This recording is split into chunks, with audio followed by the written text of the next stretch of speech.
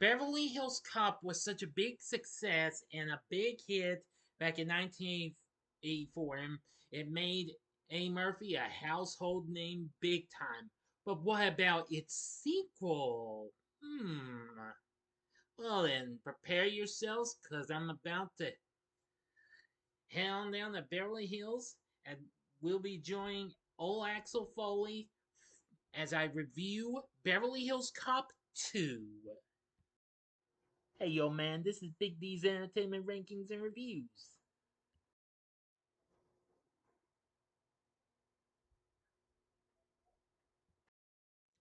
So greetings my fellow YouTubers and welcome to Big D's Entertainment Rankings and Reviews. My name is Noel, better known to as the Big D, and this time around I bring to you a review of the 1987 buddy cop action comedy flick Beverly Hills Cop 2, released by Paramount, directed by Tony Scott, written by Larry Ferguson and Warren Scarron. Starring A. Murphy back as the titular character of the Beverly Hills Cop, Axel Foley, who is actually a Detroit police detective base coming back to Beverly Hills. Of course, this is a sequel to Beverly Hills Cop from 1984 and the second installment of the franchise. Judge Reinhold, John Ashton, and Ronny Cox all returned from the first film, plus, along with some other names, including Alan Garfield, Brigette Nielsen, and Jurgen Prochnow. Paul Reiser also returns from the first film as well. Anyway, Axel Foley is back and reunites with Beverly Hills detectives Billy Rosewood and John Taggart to stop a criminal organization after Captain Bogomil is shot and seriously wounded. The film was released on May 20th, 1987, just a day after it premiered in Los Angeles. Though it got mixed reviews, it was still a success, but not quite as big as its predecessor, though.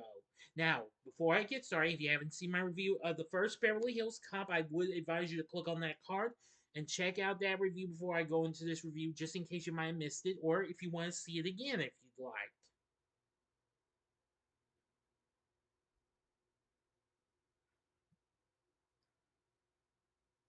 Sorry, one moment of silence. Okay, that ought to do it. Okay, on with the story.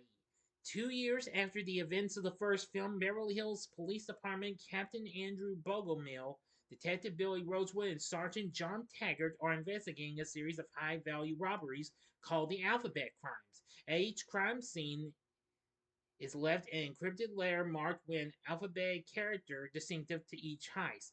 Complicating matters is the new political state of the Beverly Hills PD, led by the egotistical, incompetent, and verbally abusive new police chief Harold Lutz, who suspends Bogomil in retaliation for Rosewood contacting the FBI for assistance. Using Mayor Ted Egan's political ambitions as an excuse, Lutz also punishes Rosewood and Taggart by demoting them to traffic duty. On his way home, Bogomil is lured into a trap by ruthless henchwoman Carla Fry, the chief enforcer of mastermind Maxwell Dent, and left with near fatal gunshot wounds and a letter marked B. Learning of Bogomil's attack on a news report, Detroit police detective Axel Foley travels to Beverly Hills to investigate who attacked Bogomil and why. Reviewing expertly modified bullet casings from the A jewelry heist, Axel investigates a local gun club where he learns that similar casings were made for the club's manager, Charles Kane. Furious that Kane used weapons that could be traced to the club, Dent, who is his boss, orders Kane to kill Axel. The assassination attempt by Kane's men fails, but Axel recovers a matchbook, from which he recovers Kane's fingerprint and breaks into the gun club at night, finding a set of coordinates. The coordinates lead Axel, Rosewood, and Taggart to the C deposit, the C&D crime. They successfully foil the robbery and pursue the perpetrator's armored car through Beverly Hills in a cement mixer truck, causing large amounts of collateral damage. Though they lose the truck, Axel, Rosewood, and Taggart traced the escaped vehicle to the Playboy Mansion and infiltrated, confronting Carla and Dent. Axel learns from Dent's accountant, Sidney Bernstein, that Dent and Carla are planning to leave the country to Costa Rica, while Bogomil's daughter, Jan, discovers that Dent's companies are financially struggling and he has allowed the insurance to lapse on all of them except for his racetrack, Imperium Fields. Deciphering the deed letter, Axel learns that it is signed Carlos and realizes Dent is framing Kane for the crimes. Carla and her men rob the racetrack and kill Kane. Lutz publicly announces that the alphabet crimes have been solved, but Axel notices red mud at the stables, identical to traces he found on Bogomil's running shoes. That leads him, Taggart, and Rosewood to Dent's oil field, where Dent is using the $10 million raised from his crimes to purchase weapons from arms dealer Nikos Thermopoulos. Thermopoulos. Sorry, I misread that. My mistake. Now I'm going to the final act in the ending. You know the procedure as always. You have 5 seconds to stop this video. Go to the description box below and fast forward to the time below. As I count down now, if you've seen the movie already, please continue. Okay, you've been warned. Axel, Rosewood, and Taggart get into a shootout and manage to destroy the trucks carrying the shipments with explosives. Dent confronts Axel in the warehouse, but Axel gets distracted by one of Dent's henchmen on the roof above him, so Dent gets away. Dent then crashes through the wall with his car, and Axel kills him by shooting him through the windshield. The car hits Axel and goes down a hill, erupting in flames. Carla appears and is about to kill him, but is shot dead by Taggart. Just as the last criminals are about to flee, the police backup arrive and apprehend Thermopoulos and the remainder of Dent's gang. Lutz and Mayor Egan arrive as well. Lutz is furious at Rosewood and Taggart for their insubordination, but the pair furiously stand up to him and prove that Dent was the real alphabet bandit and that his crimes were about the arms deal. They also convinced Mayor Egan of Lutz's incompetence, prompting the mayor to fire Lutz for jeopardizing the investigation and his abusive attitude towards his officers. Mayor Egan also thanks the trio for solving the case. Following his recovery, Bogomil is chosen to become the new police chief. As Axel prepares to return to Detroit, Mayor Egan calls Inspector Todd to thank him for Axel's assistance, prompting Todd to chew him out over the phone and ordering him to return to Detroit for his real police job. End of story.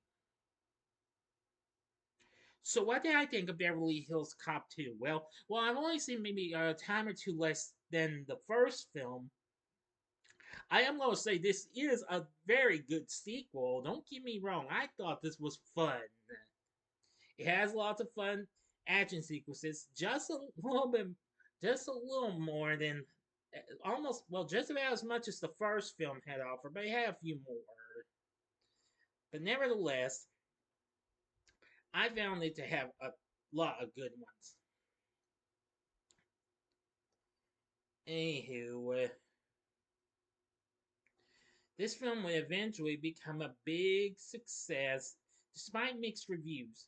The film went on to make $299 million worldwide against its $27 million budget. Now, well, originally it grossed $276 million, but $299 was what it was overall. But it originally grossed $276 million against its $27 million budget, making it the second highest grossing film worldwide for the year of 1987, right behind Fatal Attraction. And it will also become the third biggest hit domestically after Fatal Attraction and Three Men and a Baby. The film currently sits at 46% on Rotten Tomatoes, saying Eddie Murphy remains appealing as the wisecracking Axel Foley, but the film doesn't take him or the viewer anywhere new enough to justify a sequel. Metacritic has a score of 48 and CinemaScore has a grade of A-. The Washington Post called it a sequel that's as good as the original, if not better. Well, true, but I still think I like the first one for obvious reasons because it was fun, it was exciting, and what have you. It had some pretty good sequences and what have you, and a good soundtrack. This one does have a good one too, but I'll get to that in a moment. Roger Ebert was not impressed with the film, saying, "What is comedy? That's a pretty basic question. I know, but the film never thought to ask it." The New York Times' Janet Maslin wrote that the film is a skillful clone of the first film that can't match that one's novelty or excitement. Variety called it a noisy, numbing, unimaginative, heartless remake of the original film. Well, now, not 110% a remake of the first film, but it has a much more fun experience, though.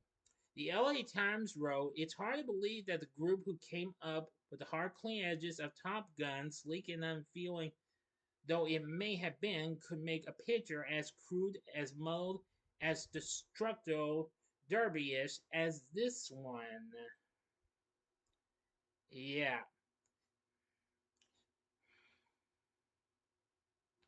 But according to Eddie Murphy, he said the film was probably the most successful mediocre picture in history.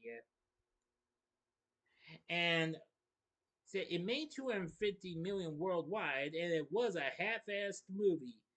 This film was basically a rehash of the first one, but it wasn't as spontaneous and funny as the original. Well, that may be, yeah, but you don't have to take my word for it. You be the judge. This film was still fun, though. It went on to get numerous awards and what have you. MCA Records actually released the soundtrack to the film, just like the first film.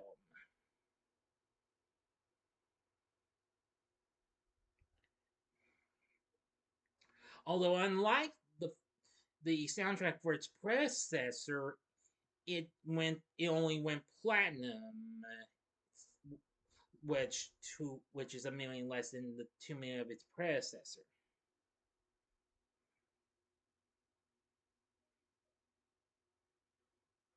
Yeah, and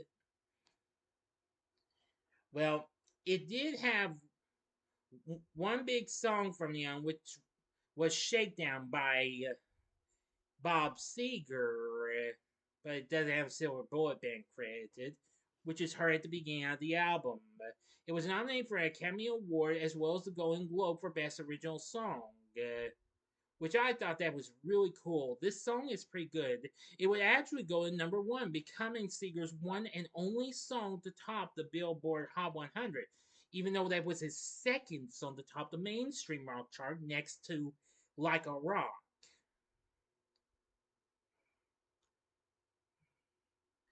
But anyway, yeah, unfortunately he didn't win the Academy Award and Golden Globe.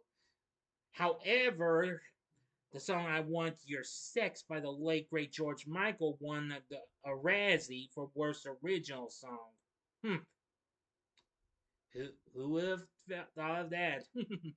Enough said.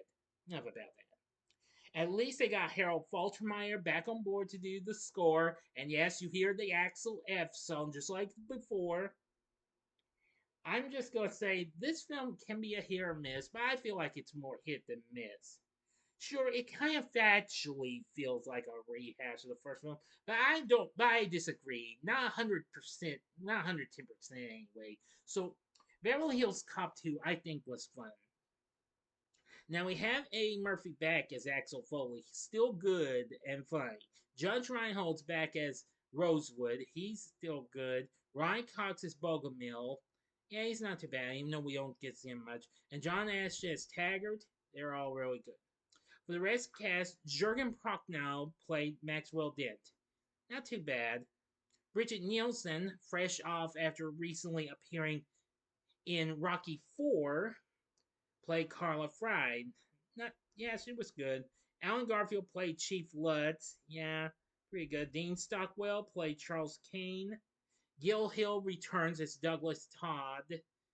Gilbert Gottfried actually appears in this as the character of Sidney Bernstein, and Paul Reiser is back as Detective Jeffrey Friedman. Of course, this was before he even actually came on TV later that same year in My Two Dads.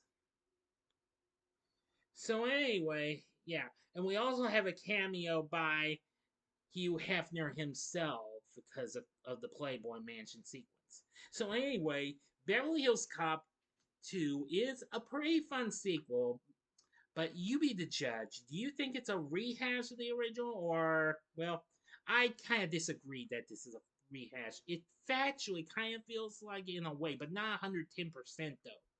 But anyway, it was fun though.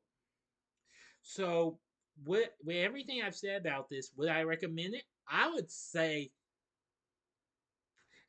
I'm gonna kind of give it a draw. Like, sure, go ahead, or give it a one-time watch. Only if you're a hardcore completionist, that is.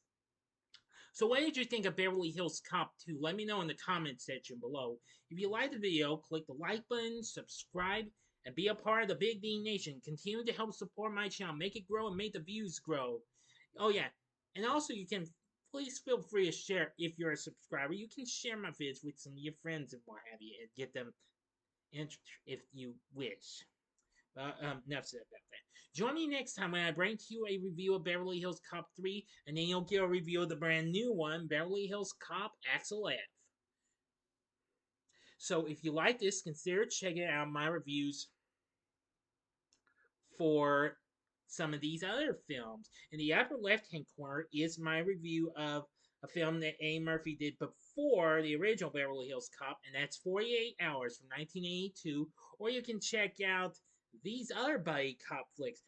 In the upper right-hand corner is my review of the original Lethal Weapon, which came out the same year this did in 1987.